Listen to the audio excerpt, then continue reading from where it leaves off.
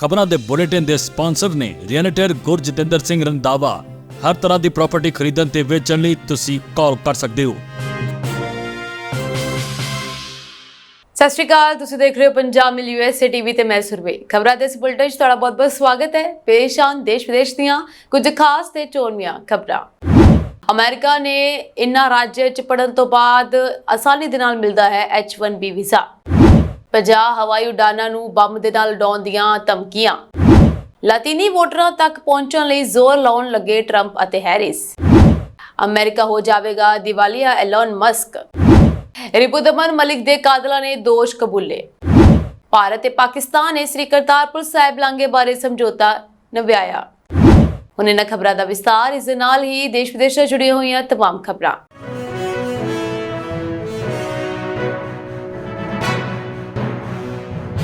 How international students are finding US jobs। ਇਸ ਦੀ report ਵਿੱਚ ਪਾਇਆ ਗਿਆ ਹੈ ਕਿ ਵਾਸ਼ਿੰਗਟਨ, ਉੱਤਰੀ ਕੈਰੋਲੀਨਾ, ਟੈਕਸਾਸ ਅਤੇ ਮਿਸ਼ੀਗਨ ਵਿੱਚ ਸਥਿਤ ਕੰਪਨੀਆਂ ਨੇ ਸਭ ਤੋਂ ਵੱਧ H1B ਵੀਜ਼ਾ ਅਰਜ਼ੀਆਂ ਲਈ ਵਿਦੇਸ਼ੀ ਨਾਗਰਿਕਾਂ ਨੂੰ ਸਪਾਂਸਰ ਕੀਤਾ ਹੈ।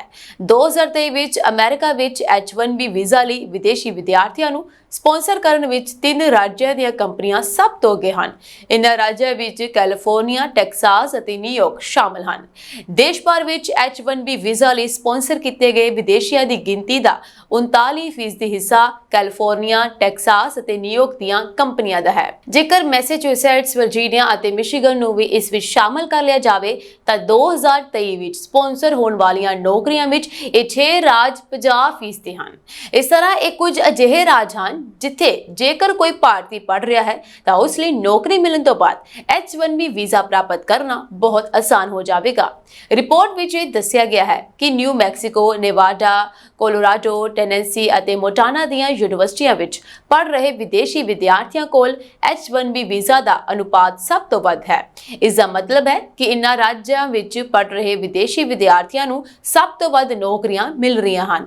ਉੱਤਰੀ ਕੈਰੋਲੀਨਾ, ਮਿਸ਼ੀਗਨ ਅਤੇ ਵਰਜੀਨੀਆ ਵਿੱਚ ਵੀ ਬਹੁਤ ਸਾਰੀਆਂ ਕੰਪਨੀਆਂ ਹਨ ਜੋ ਵਿਦੇਸ਼ੀ ਵਿਦਿਆਰਥੀਆਂ ਲਈ ਬਹੁਤ ਉਦਾਰ ਹਨ ਅਤੇ ਉਹਨਾਂ ਨੂੰ ਨੌਕਰੀ ਤੇ ਰੱਖ ਰਹੀਆਂ ਹਨ।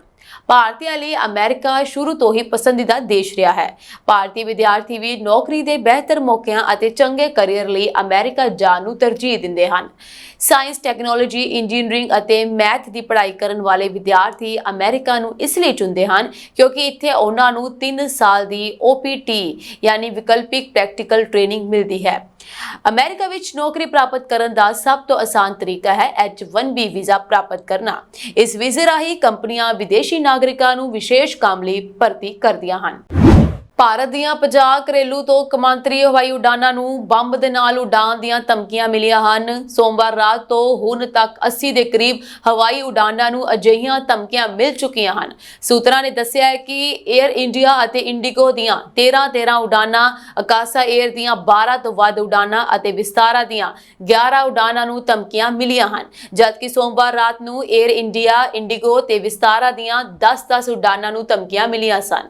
ਇਸ ਤੋਂ ਇਲਾਵਾ ਦਾ ਜਾਣ ਵਾਲੀਆਂ ਇੰਡੀਗੋ ਦੀਆਂ 3 ਉਡਾਨਾਂ ਨੂੰ ਸਾਊਦੀ ਅਰਬ ਅਤੇ ਕਤਰ ਦੇ ਹਵਾਈ ਅੱਡਿਆਂ ਵੱਲ ਮੋੜ ਦਿੱਤਾ ਗਿਆ ਸੀ। ਦੱਸਣਾ ਬਣਦਾ ਹੈ ਕਿ 1 ਹਫ਼ਤੇ ਤੋਂ ਘੱਟ ਸਮੇਂ ਵਿੱਚ 170 ਤੋਂ ਵੱਧ ਭਾਰਤੀ ਹਵਾਈ ਉਡਾਨਾਂ ਨੂੰ ਅਜਿਹੀਆਂ ਧਮਕੀਆਂ ਮਿਲ ਚੁੱਕੀਆਂ ਹਨ।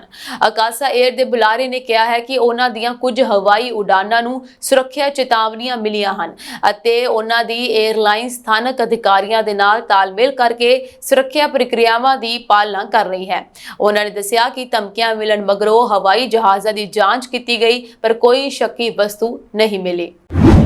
ਕਮਲਾ ਹੈਰਿਸ ਤੇ ਡੋਨਾਲਡ ਟਰੰਪ ਦੋਵੇਂ ਆਰਥਿਕ ਨੀਤੀਆਂ ਨੂੰ ਲਾਤੀਨੀ ਵੋਟਰਾਂ ਨੂੰ ਜਿੱਤਣ ਦਾ ਸਭ ਤੋਂ ਚੰਗਾ ਮੌਕਾ ਮੰਨਦੇ ਹਨ, ਪਰ ਦੋਵਾਂ ਦਾ ਨਜ਼ਰੀਆ ਵੱਖੋ ਵੱਖਰਾ ਹੈ। ਦੁਪਹਿਰ ਨੂੰ ਉਪ ਰਾਸ਼ਟਰਪਤੀ ਹੈਰਿਸ ਨੇ ਇਸ ਗੱਲ ਤੇ ਰੋਸ਼ਨੀ ਪਾਉਂਦਿਆਂ ਯੋਜਨਾ ਬਣਾਈ ਕਿ ਕਿਸ ਤਰ੍ਹਾਂ ਉਹਨਾਂ ਦਾ ਏਜੰਡਾ ਲਾਤੀਨੀ ਲੋਕਾਂ ਲਈ ਰੋਜ਼ਗਾਰ ਦੇ ਵੱਧ ਮੌਕੇ ਪੈਦਾ ਕਰੇਗਾ। ਡੈਮੋਕ੍ਰੈਟਿਕ ਉਮੀਦਵਾਰ ਦਾ ਇਰਾਦਾ ਰਜਿਸਟਰਡ ਟ੍ਰੇਨੀਆਂ ਦੀ ਗਿਣਤੀ ਦੁੱਗਣਾ ਕਰਨ ਦੀ ਆਪਣੀ ਯੋਜਨਾ ਨੂੰ ਪੇਸ਼ ਕਰਨਾ ਹੈ। ਉਹ ਇਸ ਗੱਲ ਤੇ ਜ਼ੋਰ ਦੇਣਾ ਚਾਹੁੰਦੀ ਹੈ ਕਿ ਉਹ ਕੁਝ ਸੰਘੀ ਸਰਕਾਰੀ ਨੌਕਰੀਆਂ ਲਈ ਕਾਲਜ ਦੀਆਂ ਡਿਗਰੀਆਂ ਦੀ ਲੋੜ ਨੂੰ ਕਿਸ ਤਰ੍ਹਾਂ ਹਟਾਏਗੀ ਅਤੇ ਨਿੱਜੀ ਰੋਜ਼ਗਾਰ ਦੇਣ ਵਾਲਿਆਂ ਨੂੰ ਵੀ ਅਜਿਹਾ ਕਰਨ ਲਈ ਉਤਸ਼ਾਹਿਤ ਕਰੇਗੀ। ਹੈਰਿਸ 10 ਲੱਖ ਛੋਟੇ ਕਾਰੋਬਾਰੀਆਂ ਨੂੰ $20,000 ਤੱਕ ਦਾ ਮੁਆਫ ਕਰਨ ਯੋਗ ਕਰਜ਼ਾ ਮੁਹੱਈਆ ਕਰਨਾ ਚਾਹੁੰਦੀ ਹੈ।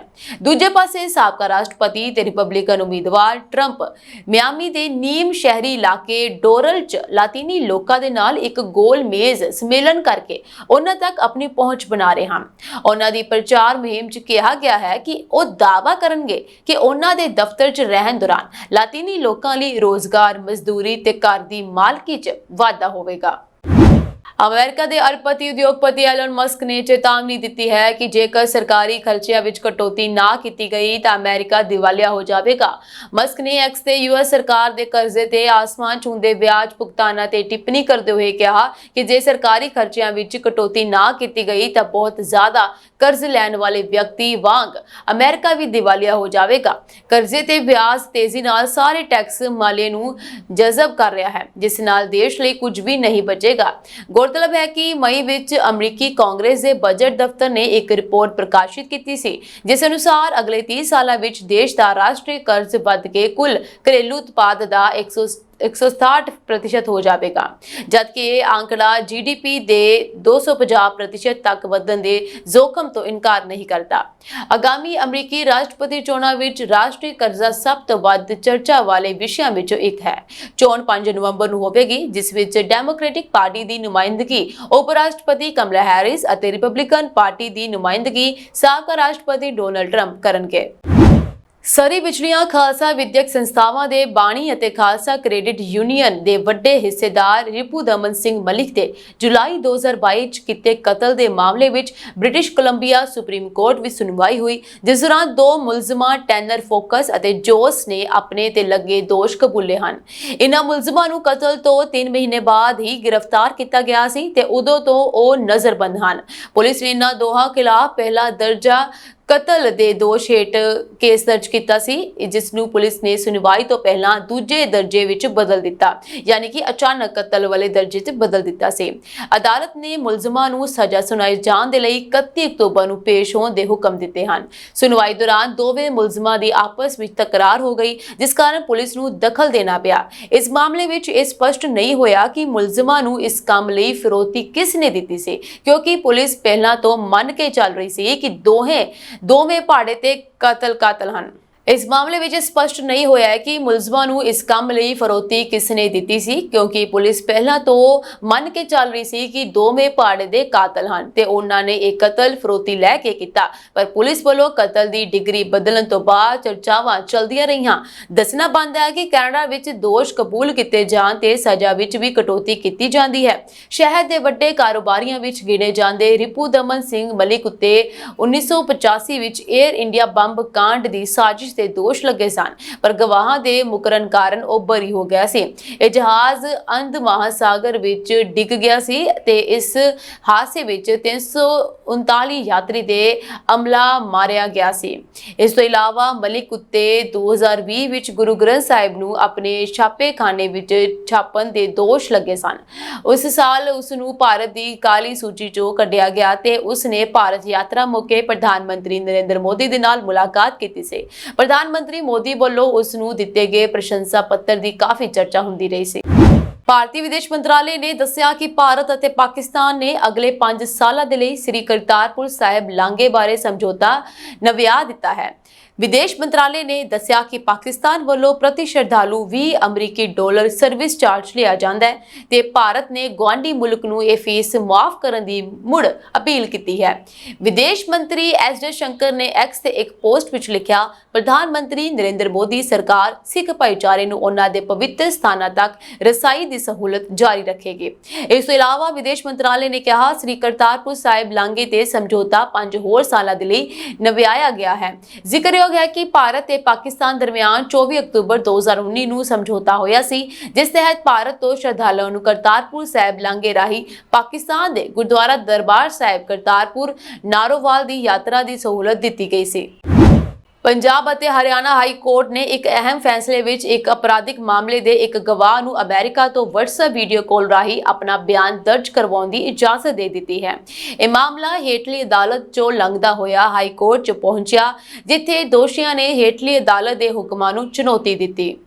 ਹਾਈ ਕੋਰਟ ਦਾ ਇਹ ਹੁਕਮ ਵੀਡੀਓ ਕਾਲ ਰਾਹੀਂ ਗਵਾਹੀ ਦੇਣ ਦੇ ਮਾਮਲਿਆਂ ਵਿੱਚ ਇੱਕ ਅਹਿਮ ਮਿਸਾਲ ਕਾਇਮ ਕਰੇਗਾ, ਖਾਸ ਕਰਕੇ ਅਜਿਹੇ ਕੇਸਾਂ ਵਿੱਚ ਜਿੱਥੇ ਗਵਾਹ ਵਿਦੇਸ਼ ਵਿੱਚ ਰਹਿੰਦੇ ਹਨ ਅਤੇ ਵਾਰ-ਵਾਰ ਦੂਤਾਵਾਸ ਵਿੱਚ ਆਉਣ ਵਿੱਚ ਦਿੱਕਤ ਦਾ ਸਾਹਮਣਾ ਕਰਨਾ ਪੈਂਦਾ ਹੈ। ਮੁਲਜ਼ਮਾਂ ਨੇ ਦਲੀਲ ਦਿੱਤੀ ਸੀ ਕਿ ਦੂਤਾਵਾਸ ਵਿੱਚ ਜਾ ਕੇ ਹੀ ਗਵਾਹ ਦੇ ਬਿਆਨ ਦਰਜ ਕੀਤੇ ਜਾਣ ਤਾਂ ਜੋ ਗਵਾਹੀ ਵਿੱਚ ਕਿਸੇ ਤਰ੍ਹਾਂ ਦੇ ਬਾਹਰੀ ਪ੍ਰਭਾਵ ਜਾਂ ਉਪਦੇਸ਼ ਦੀ ਸੰਭਾਵਨਾ ਨਾ ਰਹੇ। ਹਾਲਾਂਕਿ ਹਾਈ ਕੋਰਟ ਨੇ ਹੇਠਲੀ ਅਦਾਲਤ ਦੇ ਹੁਕਮਾਂ ਨੂੰ ਕੁਝ ਸ਼ਰਤਾਂ ਦੇ ਨਾਲ ਬਰਕਰਾਰ ਰੱਖਿਆ ਅਤੇ ਕਿਹਾ ਕਿ ਜੇ ਗਵਾਹ WhatsApp ਜਾਂ ਕਿਸੇ ਹੋਰ ਵੀਡੀਓ ਕਾਨਫਰੈਂਸਿੰਗ ਪਲੇਟਫਾਰਮ ਰਾਹੀਂ ਬਿਆਨ ਦਰਜ ਕਰਨਾ ਚਾਹੁੰਦਾ ਹੈ ਤਾਂ ਉਸ ਨੂੰ ਇਜਾਜ਼ਤ ਦਿੱਤੀ ਜਾ ਸਕਦੀ ਹੈ। 5 ਨਵੰਬਰ ਨੂੰ ਹੋਣ ਵਾਲੀਆਂ ਅਮਰੀਕੀ ਰਾਸ਼ਟਰਪਤੀ ਚੋਣਾਂ 2024 ਵਿੱਚ ਰਿਪਬਲਿਕਨ ਉਮੀਦਵਾਰ ਡੋਨਾਲਡ ਟਰੰਪ ਦੇ ਖਿਲਾਫ ਚੋਣ ਲੜ ਰਹੀ ਉਪ ਰਾਸ਼ਟਰਪਤੀ ਕਮਲਾ ਹੈਰਿਸ ਨੇ ਕਿਹਾ ਕਿ ਉਹ ਸੋਚਦੀ ਹੈ ਕਿ ਅਮਰੀਕਾ ਵਾਈਟ ਹਾਊਸ ਵਿੱਚ ਇੱਕ ਮਹਿਲਾ ਰਾਸ਼ਟਰਪਤੀ ਲਈ ਤਿਆਰ ਹੈ। ਅਮਰੀਕਾ ਰਾਸ਼ਟਰਪਤੀ ਚੋਣਾਂ ਲਈ 2 ਹਫ਼ਤਿਆਂ ਤੋਂ ਵੀ ਘੱਟ ਸਮਾਂ ਬਾਕੀ ਹੈ ਤੇ ਮੁਕਾਬਲਾ ਹੋਰ ਵੀ ਰੋਮਾਂਚਕ ਹੋ ਗਿਆ ਹੈ। ਡੈਮੋਕ੍ਰੈਟਿਕ ਉਮੀਦਵਾਰ ਹੈਰਿਸ ਅਤੇ ਟਰੰਪ ਦੋਵਾਂ ਦੇ ਵੋਟਰਾਂ ਨੂੰ ਲੁਭਾਉਣ ਦੀ ਕੋਸ਼ਿਸ਼ ਕਰ ਰਹੇ ਨੇ। ਪੋਲ ਹੈਰਿਸ ਅਤੇ ਟਰੰਪ ਵਿਚਕਾਰ ਰਾਸ਼ਟਰੀ ਅਤੇ 7 ਪ੍ਰਮੁੱਖ ਜੰਗ ਦੇ ਮੈਦਾਨ ਰਾਜਾਂ ਵਿੱਚ ਇੱਕ ਟੱਕਰ ਦੀ ਦੌੜ ਨੂੰ ਦਰਸਾਉਂਦੇ ਹਨ, ਜਿਸ ਵਿੱਚ ਦੋਨਾਂ ਦੇ ਵਿੱਚ ਇੱਕ ਟੱਕਰ ਦਾ ਮੁਕਾਬਲਾ ਚੱਲ ਰਿਹਾ ਹੈ। ਇੱਕ ਇੰਟਰਵਿਊ ਦੇ ਵਿੱਚ ਹੈਰਿਸ ਨੇ ਕਿਹਾ ਕਿ ਮੇਰੇ ਸਮਾਗਮਾਂ ਵਿੱਚ ਆਓ ਅਤੇ ਤੁਸੀਂ ਦੇਖੋਗੇ ਕਿ ਇੱਥੇ ਮਰਦ ਅਤੇ ਔਰਤ ਦੋਨੋਂ ਸ਼ਾਮਲ ਹੁੰਦੇ ਹਨ। ਮੇਰੇ ਕੋਲ ਜੋ ਤਜਰਬਾ ਹੈ ਉਹ ਇੱਕ ਹੈ ਜਿਸ ਵਿੱਚ ਇਹ ਸਪਸ਼ਟ ਹੈ ਕਿ ਕਿਸੇ ਦੇ ਲਿੰਗ ਦੀ ਪਰਵਾਹ ਕੀਤੇ ਬਿਨਾਂ ਉਹ ਜਾਣਨਾ ਚਾਹੁੰਦੇ ਹਨ ਕਿ ਉਹਨਾਂ ਦੇ ਰਾਸ਼ਟਰਪਤੀ ਕੋਲ ਲਾਗਤਾਂ ਨੂੰ ਘਟਾਉਣ ਦੀ ਯੋਜਨਾ ਕਿ ਉਹਨਾਂ ਦੇ ਰਾਸ਼ਟਰਪਤੀ ਕੋਲ ਸਾਡੀ ਸਥਿਤੀ ਦੇ ਸੰਦਰਭ ਵਿੱਚ ਅਮਰੀਕਾ ਨੂੰ ਸੁਰੱਖਿਅਤ ਕਰਨ ਦੀ ਯੋਜਨਾ ਹੈ। ਉੱਥੇ ਹੀ ਉਹਨਾਂ ਨੇ ਕਿਹਾ ਕਿ ਉਹ ਸੋਚਦੀ ਹੈ ਕਿ ਆਉਣ ਵਾਲੀਆਂ ਅਮਰੀਕੀ ਚੋਣਾਂ ਮਹੱਤਵਪੂਰਨ ਹਨ ਕਿਉਂਕਿ ਇਹ ਸਿਰਫ ਪੰਨਾ ਪਲਟਣ ਬਾਰੇ ਨਹੀਂ ਹੈ ਪਰ ਇੱਕ ਯੁੱਗ ਦੇ ਪੰਨੇ ਅਤੇ ਅਧਿਆਇ ਨੂੰ ਬੰਦ ਕਰਨਾ ਵੀ ਜੋ ਸੁਝਾਅ ਦਿੰਦਾ ਹੈ ਉਹ ਅਮਰੀਕੀ ਵੰਡੇ ਹੋਏ ਹਨ ਉਸ ਨੂੰ ਬਦਲਣਾ ਹੈ। ਜੇਕਰ ਇਹ ਚੁਣੀ ਜਾਂਦੇ ਹੈ ਤਾਂ ਹੈਰਿਸ ਅਮਰੀਕਾ ਦੇ ਇਤਿਹਾਸ ਵਿੱਚ ਪਹਿਲੀ ਮਹਿਲਾ ਰਾਸ਼ਟਰਪਤੀ ਹੋਵੇਗੀ ਅਤੇ ਬਰਾਕ ਓਬਾਮਾ ਤੋਂ ਬਾਅਦ ਸਿਰਫ ਦੂਜੀ ਗੈਰ ਗੋਰੇ ਰਾਸ਼ਟਰਪਤੀ ਵਜੋਂ ਉਹ ਚੁਣੀ ਜਾਵੇਗੀ। ਹੈਰਿਸ ਨੂੰ ਟਰੰਪ ਵਿਰੁੱਧ ਬਹਿਸ ਵਿੱਚ ਰਾਸ਼ਟਰਪਤੀ ਜੋ ਬਾਈਡਨ ਦੇ ਪ੍ਰਦਰਸ਼ਨ ਬਾਰੇ ਪੁੱਛਿਆ ਗਿਆ ਸੀ, ਜਿਸ ਤੋਂ ਬਾਅਦ ਉਹਨਾਂ ਨੇ ਕਿਹਾ ਕਿ ਉਹਨਾਂ ਦੇ ਦੌਰ ਤੋਂ ਹਟਣ ਦੇ ਲਈ ਉਹਨਾਂ ਤੇ ਦਬਾਅ ਬਣਾਇਆ ਗਿਆ ਸੀ, ਜਿਸ ਲਈ ਉਹਨਾਂ ਨੇ ਕਿਹਾ ਕਿ ਉਸ ਨੂੰ ਪਰਦੇ ਦੇ ਪਿੱਛੇ ਉਸ ਨੂੰ ਦੇਖਿਆ ਹੈ ਉਹ ਬਹੁਤ ਹੀ ਇਮਾਨਦਾਰ ਇਨਸਾਨ ਹੈ। ਉਪ ਰਾਸ਼ਟਰਪਤੀ ਨੇ ਕਿਹਾ ਕਿ ਜੋ ਬਾਈਡਨ ਬਹੁਤ ਹੀ ਨਿਪੁੰਨ ਅਤੇ ਤਜਰਬੇਕਾਰ ਅਤੇ ਹਰ ਤਰੀਕੇ ਨਾਲ ਸਮਰਥ ਹਨ ਜੋ ਕੋਈ ਵੀ ਚਾਹੇਗਾ ਜੇਕਰ ਉਹ ਰਾਸ਼ਟਰਪਤੀ ਬਣੇ। ਜੋ ਬਾਈਡਨ ਨੇ ਉਹ ਕੰਮ ਕੀਤਾ ਹੈ ਜੋ ਅਸੀਂ ਡੋਨਾਲਡ ਟਰੰਪ ਦੇ ਕੁਪ੍ਰਬੰਧਨ ਕਾਰਨ ਆਰਥਿਕਤਾ ਦੇ ਮਾਮਲੇ ਵਿੱਚ ਟੁੱਟੇ ਹੋਏ ਬਹੁਤ ਸਾਰੇ ਕੰਮਾਂ ਨੂੰ ਠੀਕ ਕਰਨ ਲਈ ਇੱਕ ਨੇਤਾ ਕਰਦਾ ਹੈ। ਜੋ ਬਾਈਡਨ ਨੇ ਵੀ ਉਹ ਸਾਰੇ ਕੰਮ ਕੀਤੇ ਹੈ। ਉਹਨਾਂ ਨੇ ਕਿਹਾ ਕਿ ਮੈਂ ਨਾ ਸਿਰਫ ਇਮਾਨਦਾਰੀ ਦੀ ਗੱਲ ਕਰ ਰਹੀ ਹਾਂ ਸਗੋਂ ਮੈਂ ਉਹਨਾਂ ਨੂੰ ਖੁਦ ਇਹ ਕੰਮ ਕਰਦੇ ਹੋਏ ਅਤੇ ਉਹਨਾਂ ਦੀ ਇਮਾਨਦਾਰੀ ਨੂੰ ਅਨੁਭਵ ਕੀਤਾ ਹੈ। ਦੁਬਈ ਦੀਆਂ ਸਭ ਤੋਂ ਵੱਡੀਆਂ 에ਅਰਲਾਈਨਾਂ ਨੇ ਖੇਤਰੀ ਅਸ਼ਾਂਤੀ ਕਾਰਨ ਮੁੱਖ ਮੰਜ਼ਿਲਾਂ ਲਈ ਮਹੱਤਵਪੂਰਨ ਰੋਜ਼ਾਨਾ ਫਲਾਈਟ ਅਪਡੇਟ ਜਾਰੀ ਕੀਤੇ ਹਨ। ਅਪਡੇਟ ਮੁਤਾਬਿਕ ਅਮੀਰਾਤ ਨੇ ਇਰਾਕ ਅਤੇ ਬਗਦਾਦ ਲਈ ਬੁੱਧਵਾਰ 30 ਅਕਤੂਬਰ ਤੱਕ ਉਡਾਨਾਂ ਰੱਦ ਕਰ ਦਿੱਤੀਆਂ ਹਨ, ਜਦਕਿ ਲੈਬਨਾਨ ਦੀਆਂ ਉਡਾਨਾਂ ਵੀ ਬੁੱਧਵਾਰ 30 ਅਕਤੂਬਰ ਤੱਕ ਰੱਦ ਹਨ।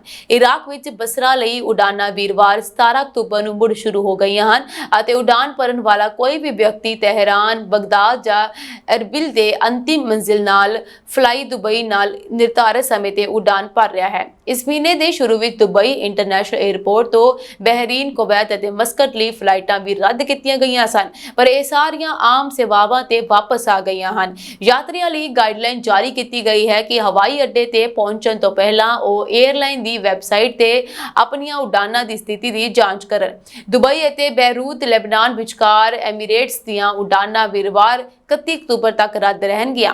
ਕੋਈ ਵੀ ਵਿਅਕਤੀ ਜੋ ਦੁਬਈ ਰਾਹੀਂ ਬੈਰੂਤ ਨੂੰ ਅੰਤਮ ਮੰਜ਼ਿਲ ਵਜੋਂ ਜਾਣਦਾ ਹੈ ਅਗਲੇ ਨੋਟਿਸ ਤੱਕ ਆਪਣੇ ਮੂਲ ਸਥਾਨ ਤੇ ਯਾਤਰਾ ਲਈ ਸਵੀਕਾਰ ਨਹੀਂ ਕੀਤਾ ਜਾਵੇਗਾ। ਈਰਾਨ ਵਿੱਚ ਤਹਿਰਾਨ ਅਤੇ ਇਰਾਕ ਵਿੱਚ ਬਗਦਾਦ ਆਉਣ ਅਤੇ ਜਾਣ ਵਾਲੀਆਂ ਸਾਰੀਆਂ ਉਡਾਨਾਂ ਬੁੱਧਵਾਰ 30 ਅਕਤੂਬਰ ਤੱਕ ਰੱਦ ਰਹਿਣਗੀਆਂ।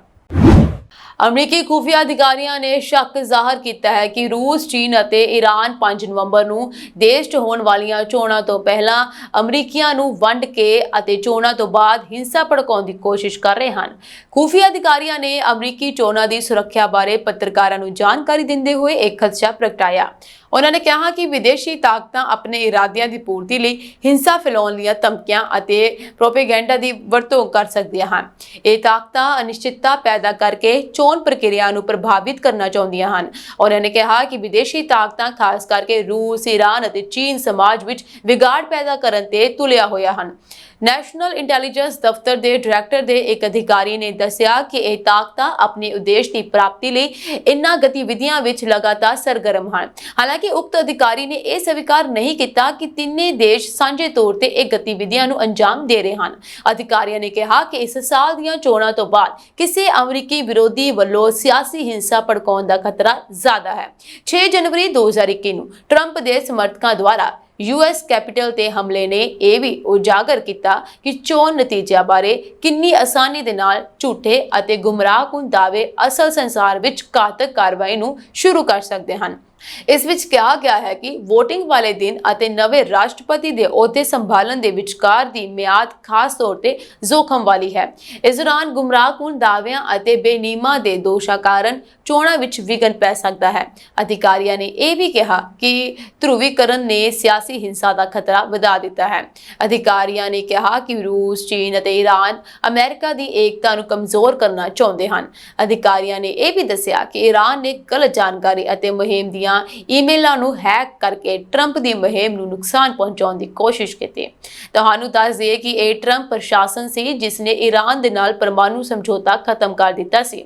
ਇਸ ਤੋਂ ਇਲਾਵਾ ਈਰਾਨੀ ਜਨਰਲ ਕਾਸਿਮ ਸੁਲੇਮਾਨੀ ਦੀ ਵੀ ਹੱਤਿਆ ਕਰ ਦਿੱਤੀ ਗਈ ਸੀ। ਈਰਾਨ ਨੇ ਸੁਲੇਮਾਨੀ ਦੀ ਹੱਤਿਆ ਦਾ ਬਦਲਾ ਲੈਣ ਦੀ ਗੱਲ ਕੀਤੀ ਸੀ। ਭਾਰਤ, ਅਮਰੀਕਾ, ਆਸਟ੍ਰੇਲੀਆ ਤੇ ਜਾਪਾਨ ਨੇ ਕਵਾਡ ਸਾਈਬਰ ਚੈਲੰਜ ਨੂੰ ਜਾਰੀ ਰੱਖਣ ਦਾ ਐਲਾਨ ਕੀਤਾ ਹੈ, ਜਿਸ ਦਾ ਉਦੇਸ਼ ਜ਼ਿੰਮੇਵਾਰ ਸਾਈਬਰ ਵਾਤਾਵਰਣ ਨੂੰ ਮਜ਼ਬੂਤ ਕਰਨਾ, ਜਨਤਕ ਸਰੋਤਾਂ ਨੂੰ ਉਤਸ਼ਾਹਿਤ ਕਰਨਾ ਅਤੇ ਸਾਈਬਰ ਸੁਰੱਖਿਆ ਜਾਗਰੂਕਤਾ ਨੂੰ ਵਧਾਉਣਾ ਹੈ। ਕਵਾਡ ਦੇਸ਼ਾਂ ਨੇ ਇੱਕ ਸਾਂਝੇ ਬਿਆਨ ਵਿੱਚ ਕਿਹਾ ਹੈ ਕਿ ਇਸ ਸਾਲ ਦੀ ਚੁਣੌਤੀ ਦਾ ਵਿਸ਼ਾ ਸਾਈਬਰ ਸੁਰੱਖਿਆ ਸਿੱਖਿਆ ਨੂੰ ਉਤਸ਼ਾਹਿਤ ਕਰਨਾ ਅਤੇ ਇੱਕ ਮਜ਼ਬੂਤ ਕਾਰਜਕਾਲ ਦਾ ਨਿਰਮਾਣ ਕਰਨਾ ਹੈ। ਕਾਰਜਬਲ ਦਾ ਨਿਰਮਾਣ ਕਰਨਾ ਵੀ ਇਸ ਵਿੱਚ ਸ਼ਾਮਲ ਹੈ। ਫਰਵਰੀ 2023 ਵਿੱਚ ਅਮਰੀਕਾ ਨੇ ਆਪਣੇ ਕਵਾਡ ਭਾਈਵਾਲਾਂ ਆਸਟ੍ਰੇਲੀਆ, ਭਾਰਤ ਅਤੇ ਜਾਪਾਨ ਦੇ ਨਾਲ ਮਿਲ ਕੇ ਕਵਾਡ ਸਾਈਬਰ ਚੈਲੰਜ ਸ਼ੁਰੂ ਕੀਤਾ, ਜਿਸ ਦਾ ਉਦੇਸ਼ ਆਪਣੇ ਦੇਸ਼ਾਂ ਅਤੇ ਖੇਤਰਾਂ ਅਤੇ ਇਸ ਤੋਂ ਅੱਗੇ ਵੀ ਜ਼ਿੰਮੇਵਾਰ ਸਾਈਬਰ ਆਦਤਾਂ, ਰਵੱਈਏ ਅਤੇ ਅਭਿਆਸਾਂ ਨੂੰ ਉਤਸ਼ਾਹਿਤ ਕਰਨਾ ਹੈ। ਸਾਂਝੇ ਬਿਆਨ ਵਿੱਚ ਕਿਹਾ ਗਿਆ ਹੈ ਕਿ ਅਕਤੂਬਰ ਵਿੱਚ ਭਾਰਤ ਦੇ ਰਾਸ਼ਟਰੀ ਸਾਈਬਰ ਸੁਰੱਖਿਆ ਕੋਆਰਡੀਨੇਟਰ ਦੇਸ਼ ਦੇ ਸਾਈਬਰ ਸੈਕਟਰ ਨੂੰ ਸੁਰੱਖਿਅਤ ਬਣਾਉਣ ਦੇ ਉਦੇਸ਼ ਨਾਲ ਸਾਈਬਰ ਸਫਾਈ ਅਭਿਆਨ ਦੇ ਹਿੱਸੇ ਵਜੋਂ ਵਿਦਿਆਰਥੀ ਭਾਈਚਾਰੇ ਨੂੰ ਇੱਕ ਸੰਦੇਸ਼ ਦੇਣਗੇ। ਸਾਈਬਰ ਸੁਰੱਖਿਆ ਜਾਗਰੂਕਤਾ ਮਹੀਨੇ ਦੌਰਾਨ ਦਿੱਤੇ ਗਏ ਇਸ ਸੰਦੇਸ਼ ਵਿੱਚ ਸਾਈਬਰ ਸੁਰੱਖਿਆ ਦੀ ਮਹੱਤਤਾ ਨੂੰ ਰੇਖਾਂਕਿਤ ਕੀਤਾ ਜਾਵੇਗਾ। ਇਸ ਬਿਆਨ ਵਿੱਚ ਕਿਹਾ ਗਿਆ ਹੈ ਕਿ ਉੱਘੇ ਸਾਈਬਰ ਸੁਰੱਖਿਆ ਮਾਹਰ ਵਿਦਿਆਰਥੀਆਂ ਅਤੇ ਫੈਕਲਟੀ ਮੈਂਬਰਾਂ ਲਈ ਜਾਗਰੂਕਤਾ ਵਰਕਸ਼ਾਪਾਂ ਦਾ ਆਯੋਜਨ ਕਰਨਗੇ ਤਾਂ ਜੋ ਉਹਨਾਂ ਨੂੰ ਨਾ ਸਿਰਫ ਸਾਈਬਰ ਸਫਾਈ ਸੰਬੰਧੀ ਆਦਤਾਂ ਨੂੰ ਅਪਣਾਉਣ ਦੇ ਲਈ ਪ੍ਰੇਰਿਤ ਕੀਤਾ ਜਾ ਸਕੇ, ਸਗੋਂ ਉਹਨਾਂ ਨੂੰ ਸਾਈਬਰ ਸੁਰੱਖਿਆ ਨੂੰ ਕੈਰੀਅਰ ਦੇ ਵਿਕਲਪ ਵਜੋਂ ਚੁਣਨ ਦੇ ਲਈ ਵੀ ਪ੍ਰੇਰਿਤ ਕੀਤਾ ਜਾ ਸਕੇ।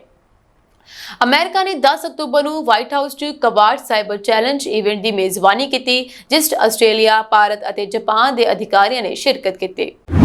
ਕੈਨੇਡਾ ਦੇ ਪ੍ਰਧਾਨ ਮੰਤਰੀ ਜਸਟਿਨ ਟਰੂਡੋ ਸਾਹਮਣੇ ਵੱਡੀ ਚੁਣੌਤੀ ਪੈਦਾ ਹੋ ਗਈ ਹੈ। ਇੱਕ ਪਾਸੇ ਜਿੱਥੇ ਕੈਨੇਡੀਅਨ ਕੈਬਨਿਟ ਮੈਂਬਰ ਉਸ ਦਾ ਸਮਰਥਨ ਕਰ ਰਹੇ ਹਨ, ਉੱਥੇ ਦੂਜੇ ਪਾਸੇ ਉਸ ਦੀ ਪਾਰਟੀ ਦੇ ਕੁਝ ਮੈਂਬਰ ਉਸ ਦਾ ਵਿਰੋਧ ਕਰ ਰਹੇ ਹਨ।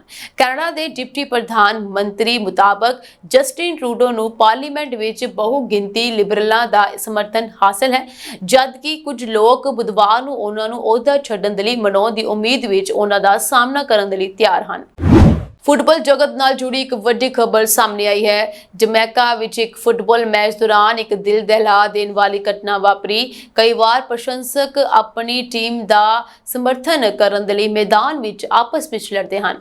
ਅਜਿਹੀ ਘਟਨਾ ਕਈ ਵਾਰ ਦੇਖਣ ਨੂੰ ਮਿਲੀ ਹੈ, ਪਰ ਪਲੇਜ਼ੈਂਟ ਹਾਈਟਸ, ਰੌਕਫੋਰਟ, ਕਿੰਗਸਟਨ ਵਿੱਚ ਇੱਕ ਫੁੱਟਬਾਲ ਮੈਚ ਦੌਰਾਨ ਅੰਨ੍ਹੇਵਾਹ ਗੋਲੀਆਂ ਚਲਾਈਆਂ ਗਈਆਂ। ਇਸ ਦੌਰਾਨ 5 ਲੋਕਾਂ ਦੀ ਮੌਕੇ ਤੇ ਮੌਤ ਹੋ ਗਈ। ਇਸ ਦੇ ਨਾਲ ਹੀ ਕਈ ਲੋਕ ਜ਼ਖਮੀ ਦੱਸੇ ਜਾ ਰਹੇ ਹਨ। ਸਥਾਨਕ ਪੁਲਿਸ ਮੁਤਾਬਕ ਸੋਮਵਾਰ 21 ਅਕਤੂਬਰ ਦੀ ਸ਼ਾਮ ਨੂੰ ਕਿੰਗਸਟਨ ਦੇ ਰੌਕਫੋਰਟ ਦੇ ਪਲੇਜ਼ੈਂਟ ਹਾਈਟਸ ਵਿੱਚ ਇੱਕ ਫੁੱਟਬਾਲ ਮੈਚ ਦੌਰਾਨ ਹੋਏ ਹਮਲੇ ਵਿੱਚ 5 ਲੋਕਾਂ ਦੀ ਗੋਲੀ ਮਾਰ ਕੇ ਹੱਤਿਆ ਕਰ ਦਿੱਤੀ ਗਈ।